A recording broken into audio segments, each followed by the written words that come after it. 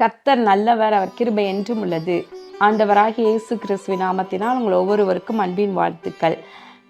இன்று நவம்பர் மாதம் 28ஆம் தேதி வியாழக்கிழமை. இந்த நாள் உங்களுக்கு ஆசீர்வாதமான நாளாக இருப்பதாக. இன்றைக்கு நாம் தியானிக்கும் வசனம் சங்கீதம் 89:14. நீதியும் நியாயமும் உம்முடைய சிங்காசனத்தின் ஆதாரம், கிருபையும் சத்தியமும் உமக்கு முன்பாக நடக்கும்.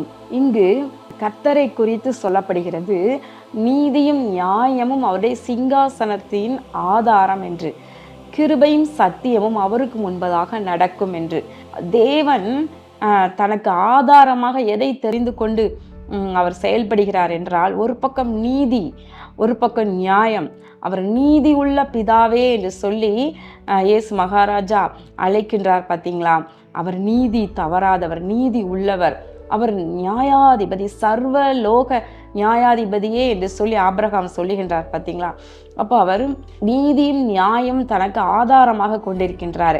எப்படி சிம்சோன் கண் தெரியாமல் இருக்கும் பொழுது கடைசி அந்த பெலிஸ்தர்களுடைய அந்த பெரிய ஒரு கட்டடத்தில் 2 தூண்களையும் பிடித்து அசைத்த பொழுது சுமார் 3000 பேர் போல கூடியிருந்த அந்த கட்டடம் அப்படியே இடிந்து விழுந்தது.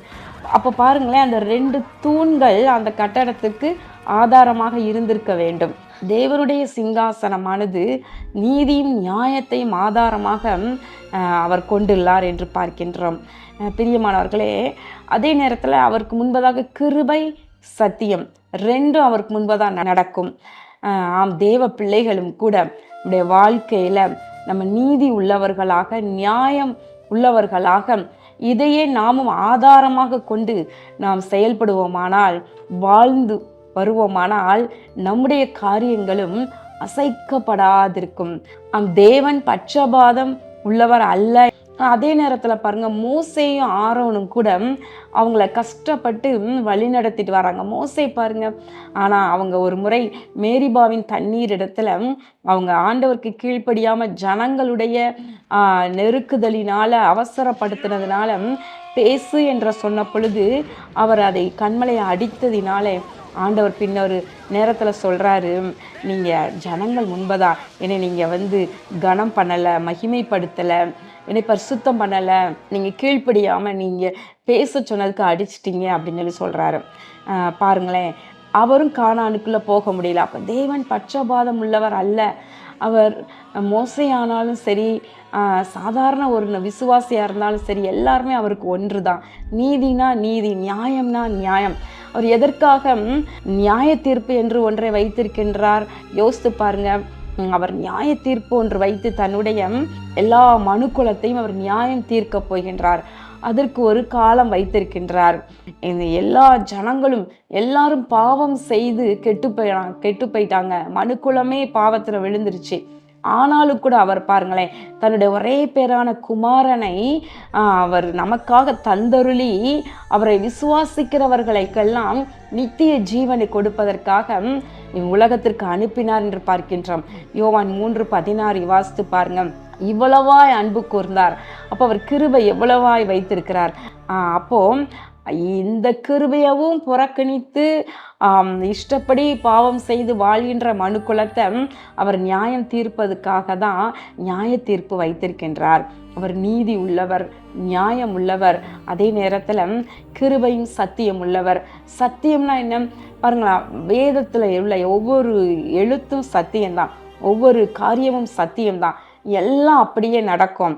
நம்ம பார்க்குறோம், வெளிப்படுத்தின விசேஷத்தில் பார்க்குறோம், அந்தி கிறிஸ்துவின் ஆட்சி, அவருடைய வருகை, 1000 வருட அரசாட்சி, இவைகளெல்லாம் அப்போ நித்திய நியாய தீர்ப்பு, அக்கினி கடல், இவையெல்லாம் எழுதப்பட்டிருக்கு. இதெல்லாம் சத்தியம். இதெல்லாம் அவருக்கு முன்பதான் நடக்க தான் போகுது.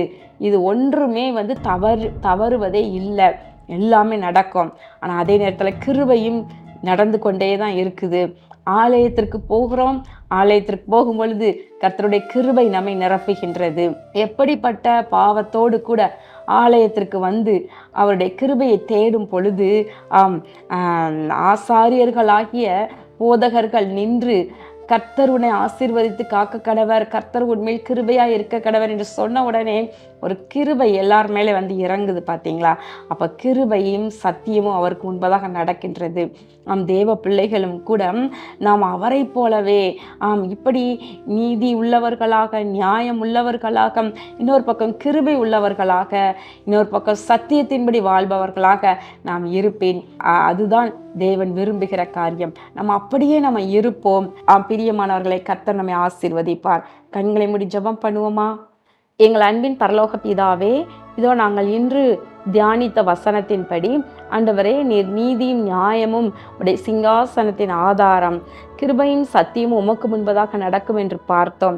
இது தேவ பிள்ளைகளாகிய நாங்களும் கூட ஆண்டவரே, எல்லாவற்றிலும் ஆண்டவரே நீதியும் நியாயத்தையும் எங்கள் ஆதாரமாக கொள்ளவும், ஆண்டவரே கிருபை உள்ளவர்களாக, சத்தியத்தின்படி வாழ்பவர்களாகவும் ஆண்டவரே நாங்கள் விளங்க நீர் ஒவ்வொருவரையும் நீர் ஆசீர்வதிப்பீராக. இதோ கர்த்தாவே, ஆண்டவரே, என்னோடு சேர்ந்து ஜெபித்து கொண்டிருக்கிற அன்பு தேவ பிள்ளைகள் ஒவ்வொருவருக்கும் தேவையான கிருபையை வழங்குவீராக. இயேசு கிறிஸ்துவின் நாமத்தினாலே வேண்டிக் கொள்கிறேன் நல்ல பிதாவே, ஆமேன். கர்த்தர் உங்களை ஆசீர்வதிப்பாராக. ஆமேன்.